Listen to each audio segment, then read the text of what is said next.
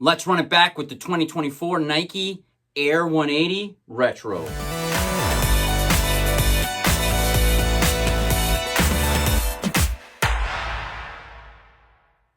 Welcome back to the channel, and if you haven't already, why don't you hit that subscribe button. Originally released in 1991, the Nike Air 180 finally brought back in its original form, original shape, just like it was in 1991, thanks to Leon, aka Prestology, and his team at Nike for bringing back a one-to-one copy of the original Nike Air 180. For years, Nike 180 fans have been requesting a redesign of the retro since the 1991 original pair has not been in the correct shape of the model, which was the shape that we're getting in 2024. What I can tell you, comparing it to the original, the 2024 retro is a great looking redesign of the Nike Air 180. So I will give you the pros and the cons in this review. I'll be straightforward with you with my thoughts, and my number one thought is the shape of the Nike 180 in 2024 is perfect.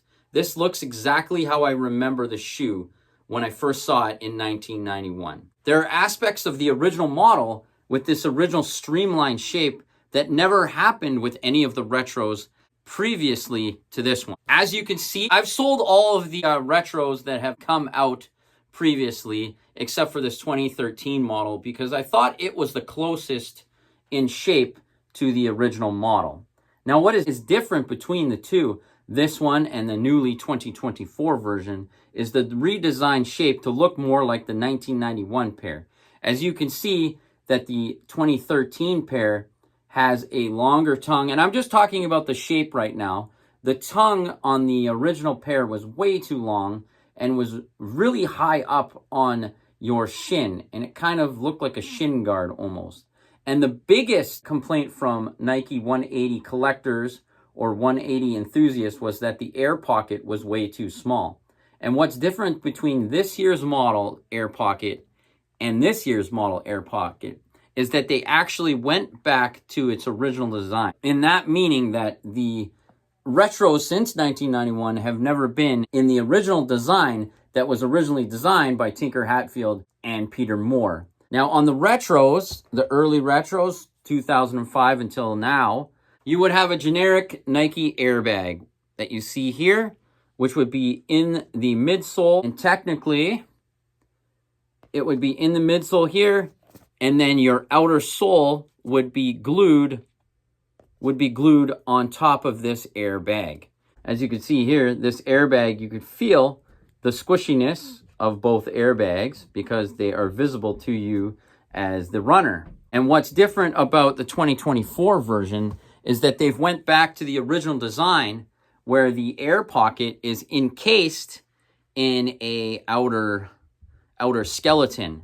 So the air pocket, instead of resting on you underneath the foot, and then this sole as one piece would be glued on top of it. What's different now is that this air pocket is placed inside this outer casing, which was an original design, and this hard window protects the air pocket from over compressing. So it protects the shoe from flattening or bottoming out while running, and it also was designed in the 90s to do what the air structure does, which keeps you from pronating or hyperpronating. And that is the design feature that has been brought back on this 2024 version. You can see in the old booklet that came with the shoe, which I don't understand when you put all this time and energy into bringing the 2024 version back, why would they not throw the information pamphlet and tell your consumers why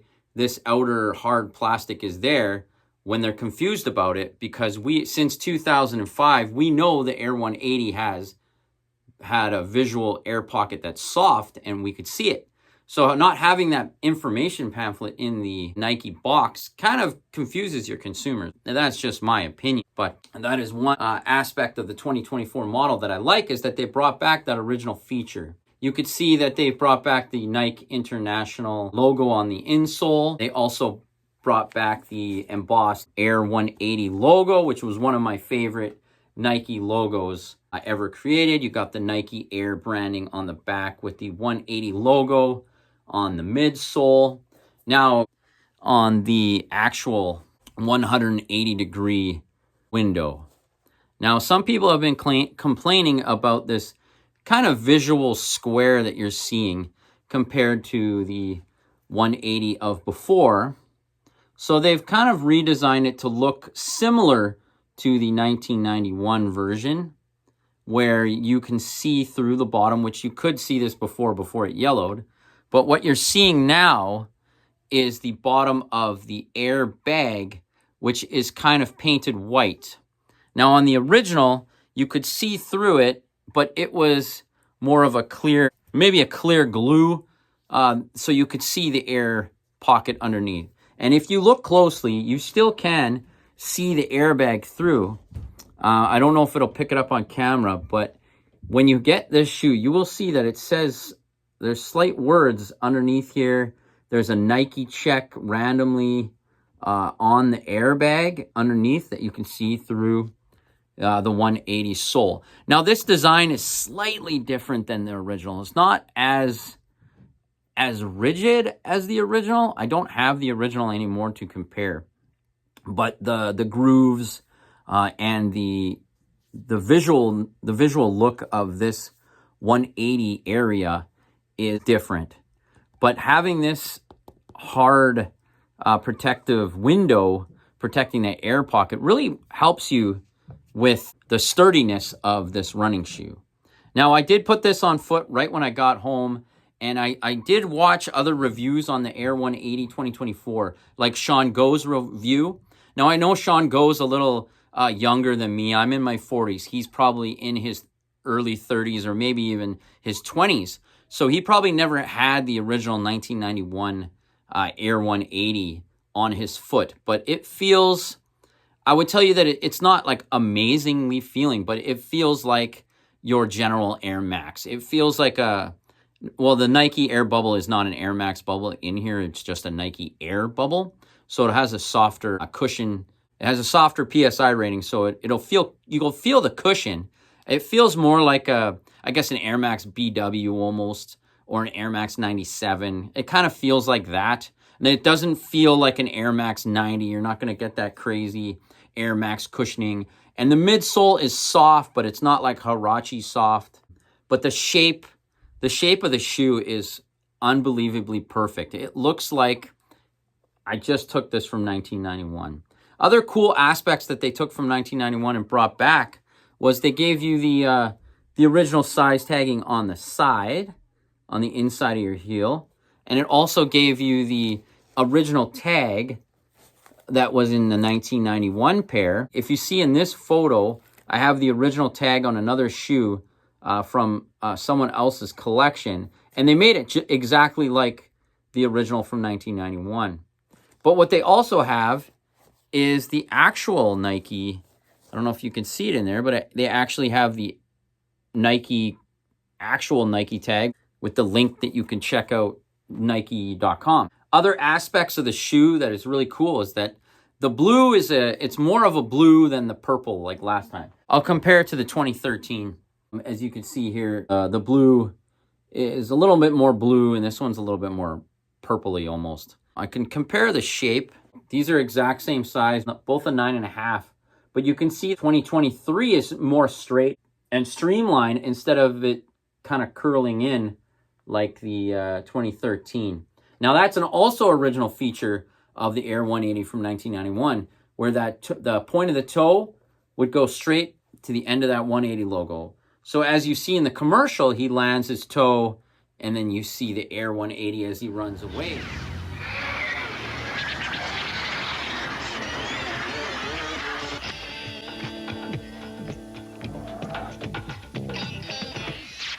That's another design aspect of the shoe. Now, what is also different on the 2024 version that you could see that the midsole near the toe, underneath the toe box area, is a little thicker, but that doesn't really change the aspect of the shoe. What I like is that they've changed back to the original shape as well, kind of like what they did on the Air Jordan 4, where they made it a little higher cut in the ankle. It doesn't look too much higher than the than here, but it actually, I guess it doesn't look that much higher. The height is it's a little higher, I'll say that. But the tongue being lower in the shoe than high like this, it makes the shoe look completely different. Other aspects of the 180 you might be interested in. I know people were kind of online were talking about this being too tapered and not, or too straight and not tapering off to a point. I can see what you're talking about there. Like but it doesn't really change much in the shoe. I do like that they've raised the back heel counter where it looks a lot higher. I do like that because this one's super low. All in all, the shape is incredible on these. Like, if you look at old photos of original Air 180s, the shape on these is crazy. I'm going to try to compare maybe a few commercials in this video and show how the back of the heel, the 180 looks. There you go. That is the Nike Air 180 Ultramarine. Now, since they've done this new redesign of the Air 180, I'm hoping for a full retro release of all original colorways. Let's go. Well, we already know that the Crimson's coming, or not Crimson. We already know that the Concord is coming. So let's get the purple. Let's get the hot kiwi lime. I do like that inverted colorway where the pink is blue. I really like that design. I think that'll look good on this shoe. Any questions about the shoe, hit me up in the comments below. Okay, for quality control, I didn't mention that. I mentioned that on my Instagram live. But the quality of the shoe is what you expect of an Air 180. It's got that cheap velvet, whatever this is called. That cheap suede it feels like fake nubuck. You've got your mesh toe box. This is a really nice mesh though. I don't know what you compare it to, but it's different than the 2013 180. These lines go horizontal, but on the new model, it's going vertical. The lines are going this way instead of across this way. Yeah, it's not a big deal. It just changes. But in certain light, it looks like the white area is whiter than the beige, and that is correct. But when you have them in hand and you wear them, like, it's not that noticeable.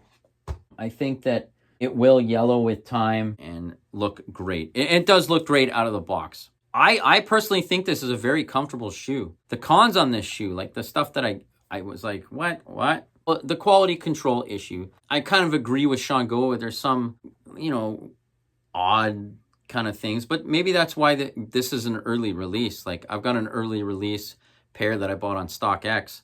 Maybe I have ones that were, pushed to the side because they had quality issues. I'm not too sure, but I do have a glue stain right here on the toe. That's not a big deal. It's not going to bother me or discourage me from wearing these. Since I got these, the 2018s are going to be gone.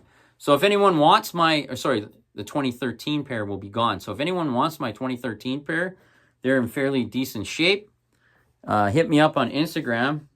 I'll clean them up as best I can and I'll ship them out to you. Let me know. I'm definitely going straight to these now. I like these better. What I like about the 2024 version is that they went back to what made the 90s sneakers pretty cool, is that they left the cutout where you can see the polyurethane midsole. And they used to do that with a lot of the older Nikes from the late 80s, early 90s, where you could see, they didn't paint all the way. And I always thought that was a cool feature, especially on the Air Jordan 5, the Air Jordan 4, and the Air Jordan 6 with that white midsole showing through. And I like that better than the fully painted pink or infrared color. The size of the box is a normal size Nike box. In the early 90s, the box was slimmer for the smaller sizes, but the larger sizes was a bigger box. And that probably about the same size as your 13, 14s, 12s size box back in the 90s. Now, since we got that box, maybe that's a hint that they spent some money on that box. So maybe we'll get a new recraft of the Air Force 180 pump. Nike, if you're listening to this review on this shoe, that's the 180 that I want, is the Air Force 180 pump. What do you guys all think about the recraft of the 2024 Nike Air 180? Are you like me, a stickler for the original, and when you see a shoe that looks just like it should from 1991, you're a happy man? Let me know in the comments below. I'm excited for this release. I'm going to wear this as soon as it's sunny out. I'm impressed with the new redesign of the Nike Air 180. If you like old school sneakers and sneakers from the 90s, don't forget to follow me on Instagram at 4C23. Don't even hesitate to hit me up in the messages and let me know what you think of the Air 180. I'm all about the Nike 180 as it is my favorite running shoe from the early 90s. And until next time.